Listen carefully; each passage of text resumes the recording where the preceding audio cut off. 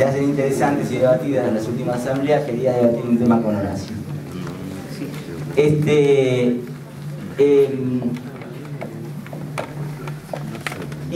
Yo acuerdo y también valoro, me parece importante lo que Horacio dice en términos de las palabras incómodas, de escribir las palabras. Comparto con él la idea de la discusión en relación a algunas de ellas, por ejemplo, y va a ser el final de la intervención que voy a hacer, en relación al capitalismo serio, que yo creo es una categoría incómoda, con la cual no me siento cómodo, pero quiero sí empezar diciendo que en otra, en la categoría de fondos buitres, me parece precisa. Y me parece como que esa sí que es una categoría que no evita, sino que va derecho al grano diciendo lo que son. Y no por un problema ético, sino por un problema de... Y quiero debatir esta cuestión, ¿no? La utilización de la palabra, de la categoría de fondos especulativos, que empezó efectivamente a hacer la prensa sistémica, vela lo que realmente son los fondos. En el capitalismo se supone al especulador como un personaje que lo hace su actividad en una esfera de incertidumbres. Esto es, opera sobre las posibilidades de que cierto evento se dé o no se dé, sobre la base de cierta información y de cierta astucia, y sobre esa base se comporta con un capital en función de aprovechar ese capital, la astucia y su manejo de información para realizar una ganancia de carácter especulativo. No estamos en presencia de un fondo, de una actividad de esas características. Y efectivamente no estamos en presencia por dos razones. Primero, porque estos fondos se han dispuesto a operar no sobre el eventual riesgo de determinada economía o el eventual riesgo de determinados títulos, sino sobre situaciones ciertas situaciones ciertas donde esos títulos ya no valían y donde esas deudas ya eran incobrables si no había reestructuración. De manera que hay una operación sobre una certeza allí. Sobre una certeza y sobre la base, aparte de estos fondos, de que ellos iban y van para cobrar el 100%, no van para obtener un beneficio y operar sobre una incertidumbre donde las resultantes de las relaciones capitalistas del mercado determinarían una mejora posterior de su cobro. No, van de otra manera en una articulación con un poder judicial y con una estructura jurídico-financiera a operar sobre la base de los lobbies construidos en la certeza de que van a terminar cobrando en juicio lo que valen unos títulos que no, en realidad, en condiciones normales de mercado, en condiciones normales de un funcionamiento de un capitalismo en donde no haya una articulación fuerte de esos fondos con el poder estatal, no lo podrían hacer. Con el poder estatal de donde se hacen los juicios. Entonces, esos fondos es una operación sobre la base de una relación política, institucional, con un poder judicial, y se opera, ese es el poder sobre el cual se opera, y van sobre economías destruidas a comprarlos en ese momento, en el momento que consideran que pueden obtener la mayor ganancia contra ese 100%. Allí entonces, efectivamente, operan como buitres. Para mí es una designación correcta. Van y operan sobre bonos destruidos, de economías destruidas, van sobre la carroña y convierten esa carroña en condiciones de certeza en su relación con el poder jurídico, en una ganancia que está construida puramente en esa relación político-jurídica y no en condiciones de especulación de mercado. Por lo tanto, no son fondos especulativos. Yo creo que la palabra buitre le va bien. Uno podría buscar otra palabra, pero yo creo que le va bien esa palabra. Y que la que no le va bien, y con la cual ellos se autodesignarían, es con la palabra de fondo especulativo, porque no lo son. Y porque pretenden aparecer de esa manera, porque quieren adjudicarse que corren con un riesgo con el cual no corrieron. Si corrieron, Argentina de algún modo rompe esta lógica que se venía dando durante la historia de los fondos buitres, porque no cumple la sentencia. Es la sentencia del país imperial. Y acá hay una situación que es claramente revulsiva, porque ellos fueron por la certeza y obtuvieron la certeza. El juicio en primera instancia, el juicio en segunda instancia y la sentencia.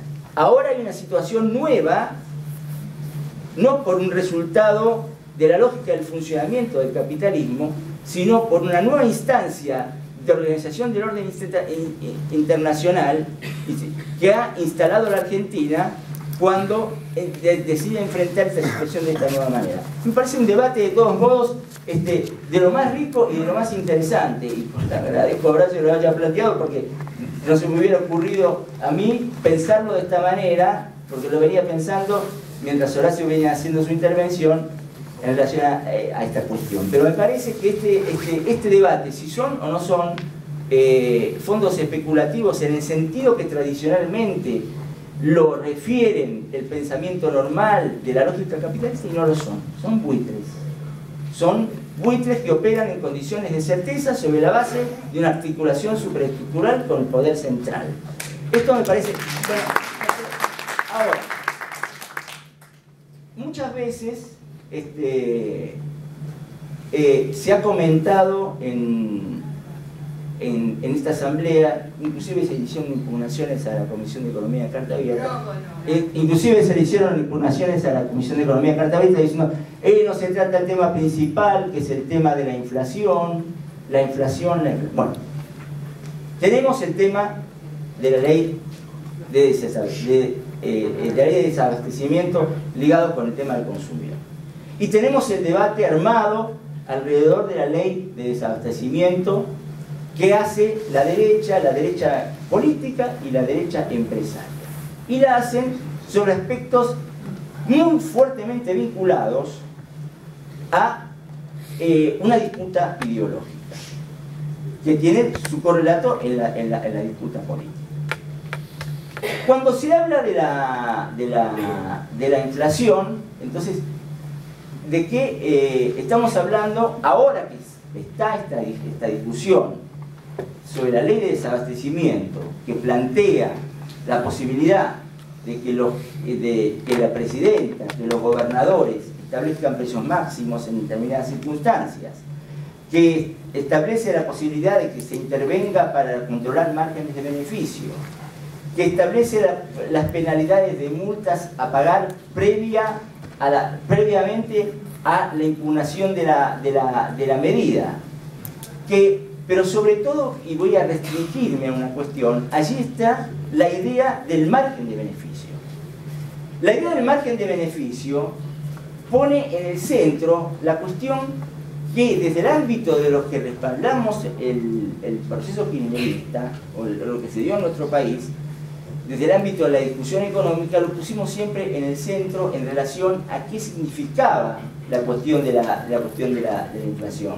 Que no era un problema del orden de la lógica del manejo técnico de la economía, sino que obedecía a la cuestión que tenía que ver con la puja distributiva. En un lenguaje puja distributiva, en otro lenguaje es lucha de clases. Hay distintos lenguajes para establecer el lugar desde donde viene el tema de la inflación. ¿Qué dicen los empresarios? ¿Por qué se oponen? Dicen, bueno, porque nosotros corremos el riesgo, nuevamente la palabra, el riesgo en una economía con alto grado de concentración de la oferta, aparece, corremos el riesgo, tomamos el riesgo, ponemos el capital. ¿Cómo el Estado va a intervenir respecto de los precios que nosotros proponemos al final del producto y de los márgenes de beneficio que obtenemos por el riesgo que corremos. Esta es la lógica del capital. Desde la derecha, entonces, el tema, escapan de este tema de la definición de inflación, y cuando discuten el tema de la inflación dicen hay que aplicar políticas antiinflacionarias. Las políticas antiinflacionarias que hay que aplicar se basan en el criterio del peor de los sentidos comunes. Dicen, bueno, cuando hay mucha plata en relación a la cantidad de bienes hay que restringir la cantidad de dinero. En realidad esto es la vieja teoría, ahora hay nuevas, pero proponen levantar la tasa de interés para llevarla a niveles que baje el nivel de actividad económica y que resulte lo que ellos entienden que es el mecanismo de regulación mercantil en una sociedad democrática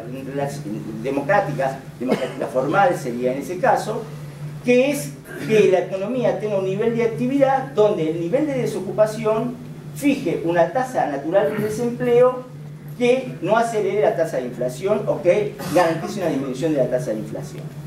¿Qué significa eso? Significa en realidad que los niveles de actividad bajarían los niveles de empleo como para que las condiciones de la puja distributiva se reorganizaran en función de los intereses del gran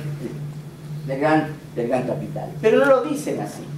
Lo establecen como un problema de organización macroeconómica, no como un problema de organización de la política, no como un problema de puja distributiva, sino como un problema que tiene que ver con la macro, con las tasas de interés, con la política monetaria, con esas cuestiones. El tema, entonces hoy, la ley, el proyecto de ley establece el debate en sus justos términos. Cuando establece que hay márgenes de ganancias que son impugnables y que el poder democrático, en función de garantizar una política, determinados rumbos de la política económica y de determinada consolidación de la política distributiva, y que no se haga bolsa con las políticas de fijación de precios y al fin de un periodo de gobierno, las condiciones redistributivas en que opera una determinada economía, dice, bueno, hay posibilidad, necesidad, y es menester que el Estado tenga atribuciones, que el poder político democrático tenga atribuciones para meterse con los precios y tenga atribuciones para meterse con los márgenes. Y entonces allí aparece una disputa donde se determinan las condiciones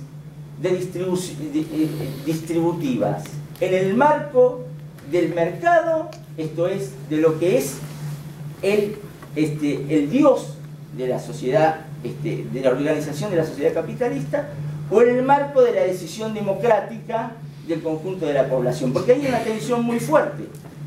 Y yo creo que este debate hay que darlo a fondo y un poco quitarse de la cabeza de que hay alguna martingala que evite las condiciones de conflicto que implican enfrentar las situaciones inflacionarias en sociedades en profundo proceso de cambio como tiene la Argentina actual, luego de una tasa de crecimiento del producto, aunque uno puede decir, bueno, cómo creció, cuáles fueron las calidades, qué problemas tenemos, importante, que indujo a un crecimiento del empleo en marcos institucionales aparte que garantizan condiciones de organización de los trabajadores y respetan esa capacidad de lucha, porque es cierto, hay dos formas de regular para que la puja distributiva, dos formas esenciales, termine y se vaya al bombo las condiciones distributivas. Una es mediante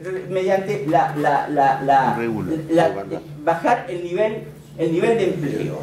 Una es bajar el nivel de empleo. Y la otra es los mecanismos directos de actuar policialmente para desarticular el movimiento sindical, reprimir, evitar las luchas. Una es extraeconómica, la otra la busca el régimen. Cuando se intenta una política reaccionaria, se la busca por la vía de la disminución del empleo. El diagnóstico monetarista, el diagnóstico de la derecha, todos ellos que quieren políticas de metas de inflación, incluyendo aquel que reclama la mano invisible como un lugar también en su programa tiene las políticas de metas de inflación, Wiener,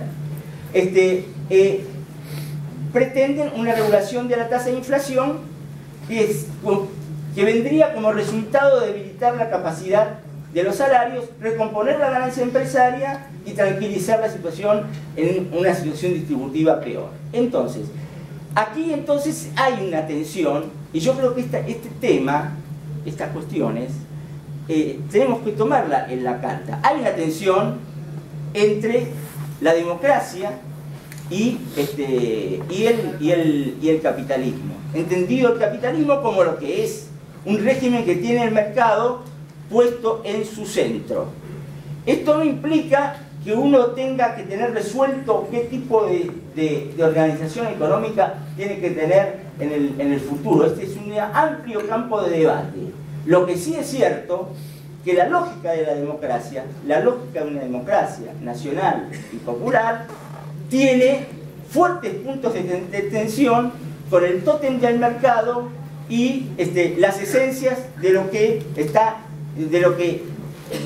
tiene como contenido la propia palabra del capitalismo en sí, dicha como palabra. Esto es así, esto no es así. Esto es un punto que tiene que ser incluido en el debate para atender a la incomodidad que marcaba Horacio en términos de las palabras como por ejemplo capitalismo serio. Pero se ha avanzado estos días maravillosamente en esta situación, porque desde el punto de vista de los hechos, que en la Argentina hoy tengamos el tono de las medidas que se han tomado, una consecución de tres cuestiones, ¿no? La actuación frente a los fondos buitres, ahora la actuación frente a la imprenta, el enfoque que se está dando al tema de la discusión del tema de la inflación, digamos, mantienen en vivo lo que tiene que ser lo que es el proyecto que se desenvuelve en la Argentina y consolidan su carácter democrático, nacional y popular. Y la continuidad de este proyecto empieza a estar en lo conceptual muy debatida. Muy debatida, ¿por qué? Porque esta línea de trabajo de la presidenta marca la continuidad del proyecto. La otra forma de pensarlo sería que esto fue un periodo no normal, y que ahora arribamos a la normalidad, y que entonces a partir de arribar a la normalidad hay que calmar, no hay que decir demasiado alrededor de los buitres y tratar de arreglar, y marchar hacia una economía que encuentre sus formas de reinserción en las lógicas habituales de lo que es el mundo neoliberal. Digo, este es el debate que está planteado, y en ese sentido estas marcas de la última época nos tienen que entusiasmar para poder en carta abierta darle un sentido a un destino que en la Argentina actual que no sea un destino del retorno a la normalidad, entendida la normalidad como la época del pre-kirchnerismo. En tal punto, me parece que en la intervención de hoy, breve, pero me parece muy importante, de Jorge Bernetti, están planteadas cuáles tienen que ser los contenidos de la carta. Y también en la cuestión de las palabras que planteaba Horacio, donde ya empezamos a tener diferencias y discusiones respecto de cómo encararlo, pero que es un punto importante para tratar.